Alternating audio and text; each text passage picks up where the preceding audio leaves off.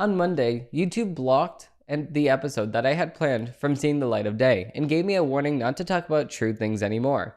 Also in the news, an ex-FBI agent says that the Bidens were warned about an investigation before an investigation even started. Also, last but not least, Trump is being indicted again. Let's break down the 6 charges one by one, shall we? All of that and more on today's episode. Facts over tracks, this and that, spitting slow, spitting fast, I could roast, I could gas, think I'm okay at last, but I don't know if that can erase all the past. There's info that is not allowed on websites, such as this one we are on right now. And if you make a video outlining any info that is deemed misinfo, even if you have the evidence to back it up, Big Tech will put a stop to you. As we know, Big Tech will stop at nothing to protect its secret narrative from being exposed. Big Tech has shown us time and time again that if you have a different opinion other than them, then you are not wanted, which led the way for platforms that pledged not to go down the same path. In comes Rumble, Gab, and Truth Social, and more. These platforms have pledged not to censor people for speaking their opinions no matter what they believe. Yes, they still have things you cannot post on there, like porn and death threats, but that's obvious. This brings us to what big tech platforms do if you are not on the other guys. They censor, ban, or restrict your videos from seeing the light of day and pretend as if no one even wants to watch your videos anyway. The former is what happened to me in Arujo Studios a few days ago when YouTube gave me this verbal warning that if I continued to talk about the virus that ruined our life in the year 2020 to 2022 in the light of doubting it, then I will get a strike. 3 of those, and the whole channel gets deleted. So, this brings me to where we are now. I will not censor myself, but I will not go and get this channel deleted, so I will fast forward the parts that I talk about the things that YouTube wants me to hide from you. And if you want to check the whole entire video out that is uncensored, head over to rumble.com and the link is going to be below for the channel that I have over there. Now with that being said, we're going to be digging into the headlines of the week.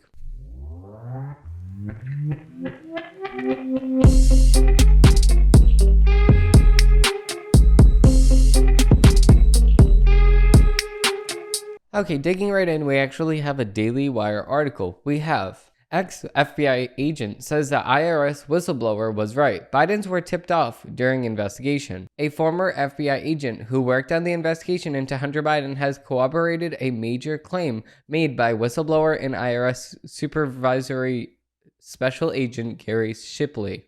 The unnamed retired FBI supervisory special agent testified to the House Committee on Oversight and Accountability in a closed-door session on July 17th. The committee released the 65-page transcript of that testimony on Monday. The ex-agent backed up allegations made by Shipley that President Joe Biden's transition team was tipped off about the FBI's intent to interview Hunter.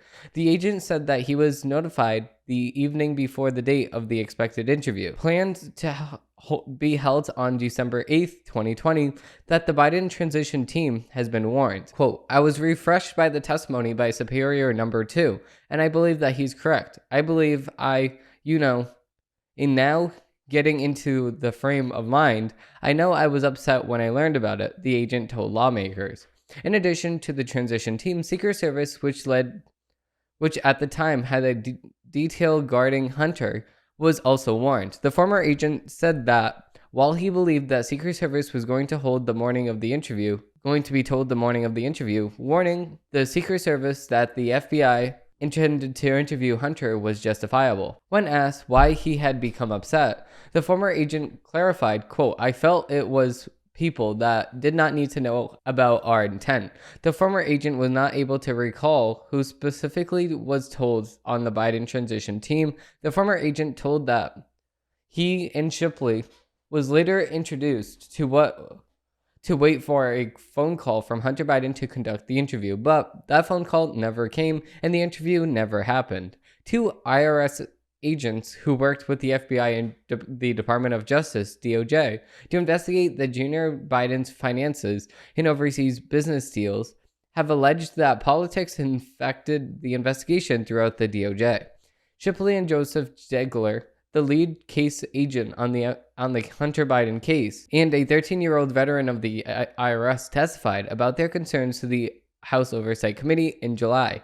Quote, I have witnessed corrosion in ethical standards and the abuse of power that threaten our nation. It is within this context that I have chosen to shed light on these actions and expose those responsible. I recognize that while I was present at the start of the investigation and was closely involved in the investigation for roughly 5 years, that I am just part of the story. Ziegler testified at the time, quote, my aim is to address systematic problems that have allowed misconduct to flourish. It is not a call for blame, but a call for accountability and reform. And I completely agree. See, the Bidens should not know about an investigation before an investigation has even happened. This will prepare them to cover up any info that they want to hide from them. It's just so obvious that this is going to be the case. Now, we have another article. We actually have another Daily Wire article. And this is Disney's Snow White she'd be better off staying dead than kissing a stalker. This is stupid. The original Snow White and the Seven Dwarfs was one of the most classic films of all time.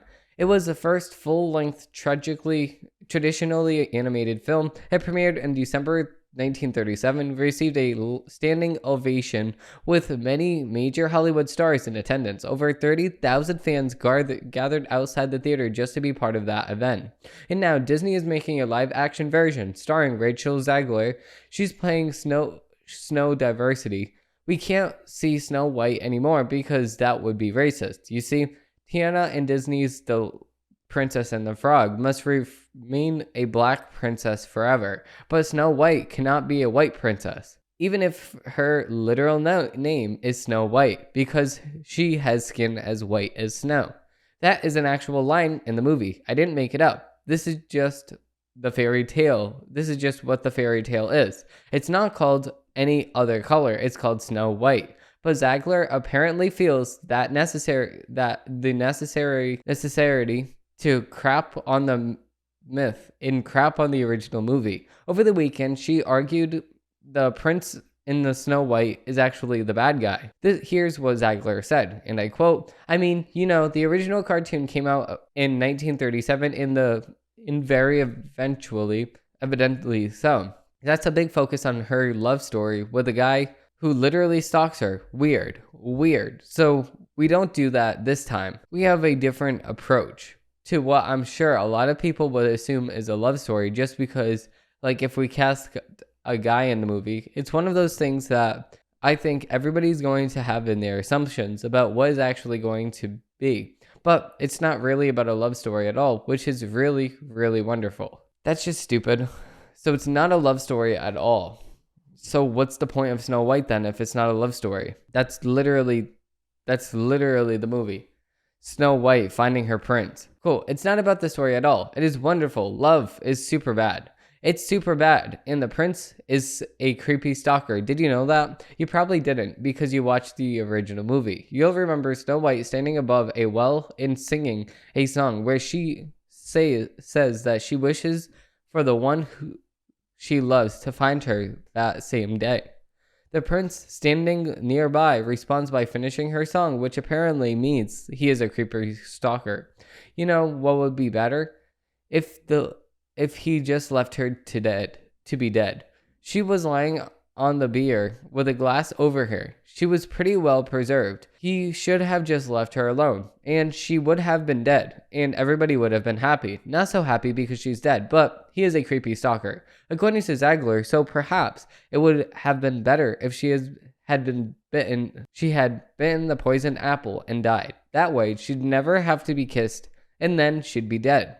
You know what else would be dead? Sleeping Beauty. She'd be dead. In fact, there's a bunch of princesses who would still be dead if we just abated by #MeToo. Apparently, even when a woman is in love with a man, and even when they want to be together, the worst thing that could possibly happen is for him to kiss her while she is dead, to wake her up from being dead. That's the worst thing that you could do in a myth. The best thing possibly would have been for him to just come along and just bury her. But at least the new version is not going to be about love. Honestly, what is Disney doing? What are they doing? They're so high on their own supply. It is insane. What do they think the market is for this? who are the parents who will say, I'm desperate to bring my child to a movie that's not even about Snow White, but in fact about a self-empowered woman, just like Atomic Blondie, but for children. Disney geniuses. And I completely agree with this whole entire article, obviously. This is just a sad reality of what our world came to, because right now people are saying, oh, well, we need a woke movie. No, we don't need a woke movie. Okay, we don't need any more woke movies. Let's go back to traditionalism. Okay, it's a lot better for everybody, including us in society. It's a lot better for us to look up to a person, look up to a relationship, and say, I want to aspire to be like them. That's what we should aspire to. But with that being said, we're going to be digging into the media's takes. No,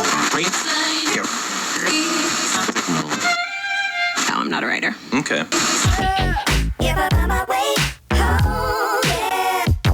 Moving into the first article, we actually have a CNN article. We have the power of the presidency also lures those seeking reflected glory. In Donald Trump's victorious palace court, renewed the lax Oval Office walking privileges, was a pageant of characters who might normally have gotten nowhere near a president. But the price for proximity to power is the most sumptuous presidency of modern times came due just before midnight on Monday, when 18 of Trump's former aides, officials, lawyers, and associates were indicted alongside him over their efforts to subvert the 2020 election in Georgia. They were the latest members of the former president's inner circle to find out that associating with Trump could get them in a cracking legal ice. At least for now. At least until now, their patron has always seemed to skate free. But Trump is now storing up at his own astonishing mountain of 91 criminal charges and 4 separate indictments, an unparalleled and dubious record for an ex-president, because they're after him. Okay, so yes, there could be two things at once. There could be two things that are true at once. It could be, yes, this is highly, highly politically motivated to target your political rival. That's number one. Number two is, yes, he was very, very stupid when it came to handling classified documents, when it came to the election. He was very, very messy when it came to these things. So do they have something to stand on? They might have something to stand on because he was so sloppy when it came down to those two things that I just mentioned. All the other cases are just plain stupid. But there's two cases, this election fraud one in Georgia that could get him a life sentence. And there is another one, the classified documents scandal that he's in, that could also get him into a lot of hot water. So I don't know. I think that both things can be true at once here. Like, obviously, I would not do this if I was them, but at the same exact time, they're trying to act like this is not politically motivated, which is obviously not true at all. It's very highly motivated because of the fact that he is the chief political rival for Joe Biden, which is the president that wants to run again. Okay, moving on to the next article, we actually have another CNN article. We have Harris embraces her climate change portfolio as administration races to sell the Inflation Reduction Act. So, Vice President Kamala Harris had some words for advice for the Environmental Protection Agency Administrator Michael Regan last year about after Congress passed the Biden administration's sweeping health care tax and climate law. Quote, it is disadvantaged in low-income communities that are on the front lines of climate impacts, Reagan recounted Harris telling him in her West Wing office as he prepared to distribute billions of dollars as part of President Biden's climate change agenda. Quote, this is the moment in time where not only can these resources be used to stop or slow down these climate impacts, but to rebuild our communities through economic development, Reagan said Harris told him.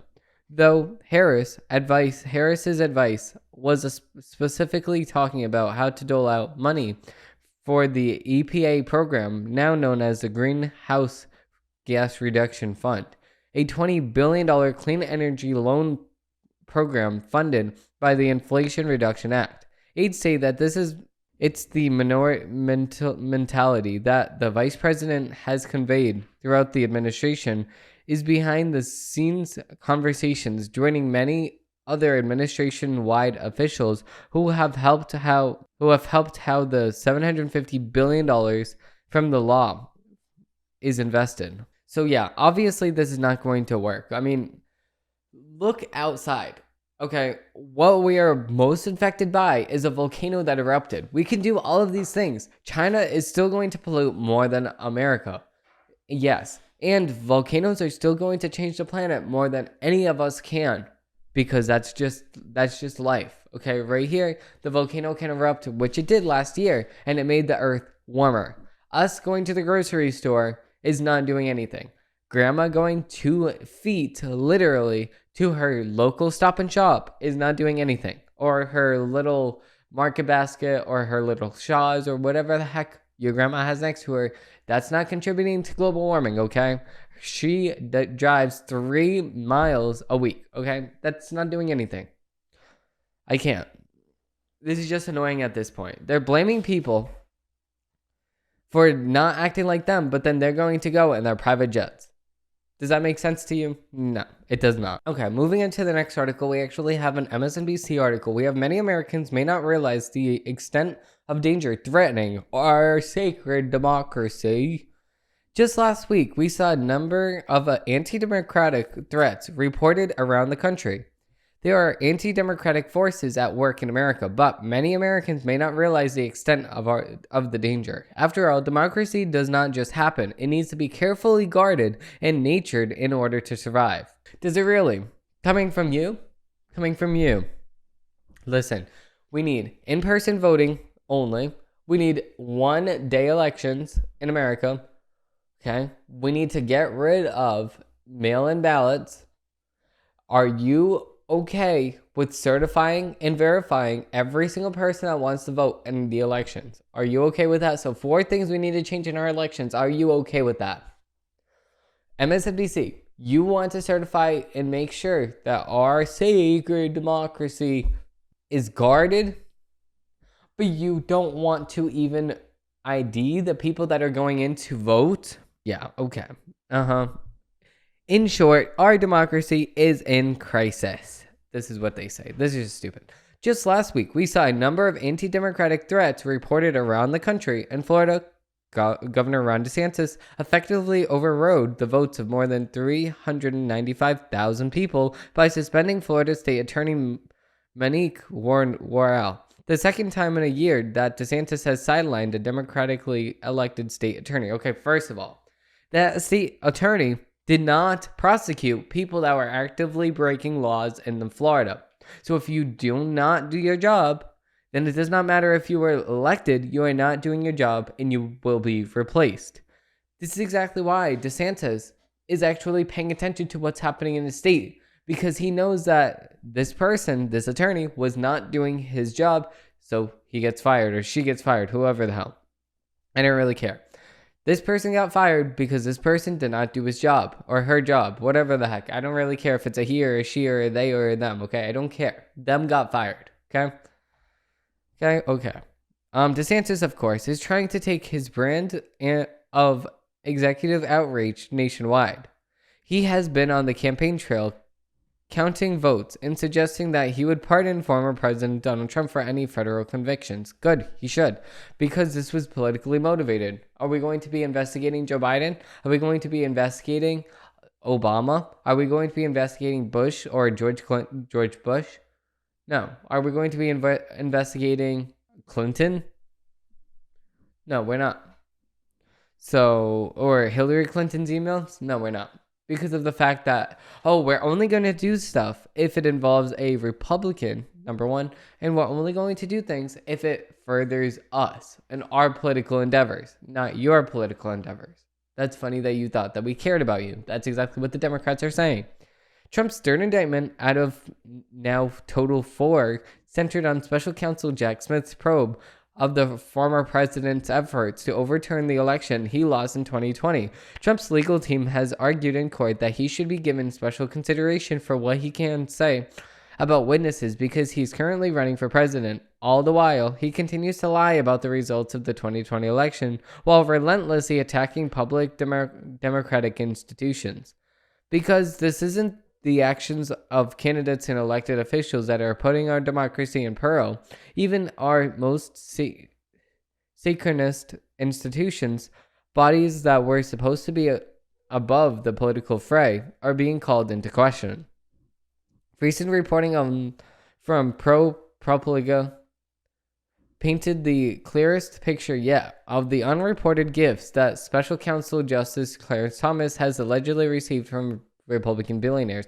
Okay, so this just annoys me when they bring this up. Okay, so listen, I'm only going to say this one time, okay? If you give a gift to somebody and you have no business dealings with them, if you're not working on their case, if you're a justice, if you have nothing to do with them other than the fact that they are your friend, then yes, you can get billions of dollars worth of stuff. What does that have to do?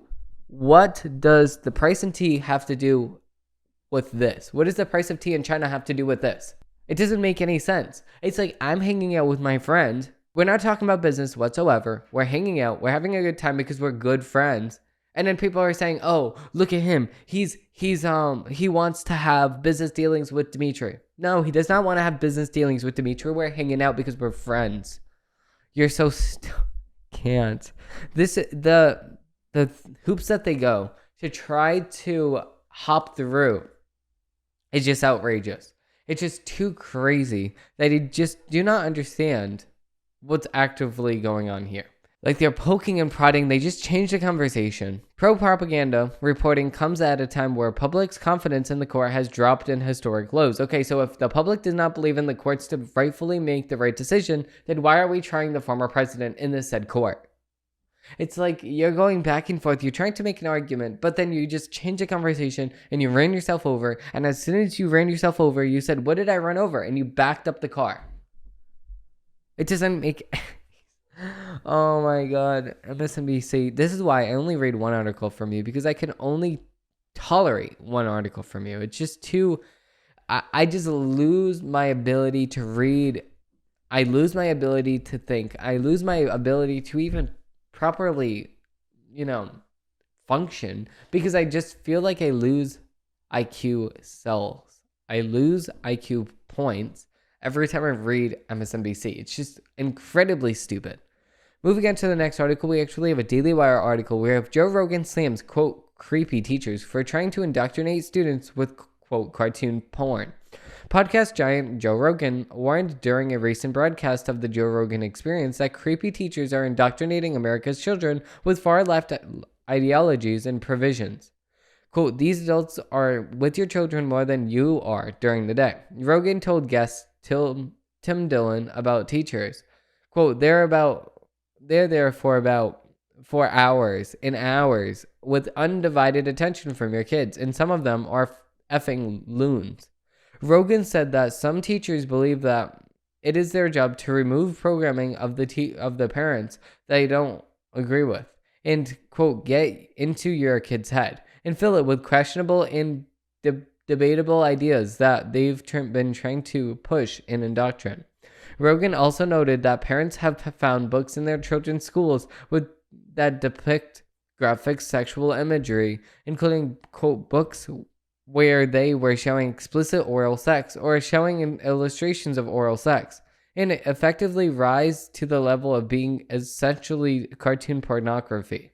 Rogan has pushed back on far left ideologies for years, including on transgender issues and the effect to make people accept the ideology. During an episode earlier this year talking about the backlash that Bud Light has faced over its partnership with the controversial transgender influencer, Rogan said, quote, "I think it was a legitimate public outrage for me, where they just pushed too far and people went F you." When talking about a similar situation that Target faces, Rogan noted that Target also lost billions of dollars too, because people are sick of this shit. They're sick of social things like that, and they're controversial getting stuffed in our face. And you have to accept it, he said. And people are like, quote, "I don't want to accept it. I'm just coming here for a effing toilet paper." This is exactly what I'm saying. We don't want to be pushed an agenda just because we want some toilet paper, some chicken nuggets, and I don't know, some milk. Okay, we don't want that from Target. We don't want that from the place that we buy beer. We don't want that because it's not what we're going to you for. We're not going to you for some MSNBC talking points. No, we're going to you for some beer, some I don't know, whatever you're buying at Target, because I've not went to Target in so long. I just go to Walmart now. But with that being said, we're going to end off this video here, this episode here, because I do not have any more time, because I am very busy behind the scenes making new episodes and new content that you all will enjoy. So stay tuned for the new stuff that we have planned over at Everjoe Studios. Like I said, if there is any part of this episode that I had to fast forward because of community guidelines issues, then check out the Rumble link down below, because I do have the uncensored video over there. Thank you all for watching, and I hope you have a great rest of your day. If you did like this episode, please like and subscribe down below, because I do post new episodes of the show every single Monday, Wednesday, and Friday. Thank you all for watching, and I hope you have a great rest of your day. Bye.